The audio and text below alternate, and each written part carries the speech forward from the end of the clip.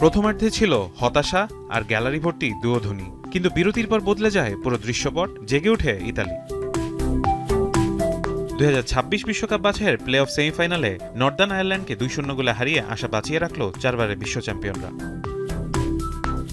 শুরুর 45 মিনিটে বল দখলে আধিপত্য থাকলেও আক্রমণে ছিল না ধার। গোলমুখে কার্যকর কোনো সুযোগ তৈরি করতে পারেনি আরজুরিরা। উল্টো দর্শকদের দুয়োধ্বনি সঙ্গী হয়ে মাঠ ছাড়তে হয় খেলোয়াড়দের।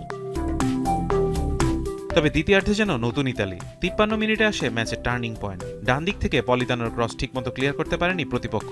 বক্সের সামনে থেকে বুলেট গতির হাফ ভলিতে গোল করে দলকে এগিয়ে দেন সান্দ্রো টোনালি।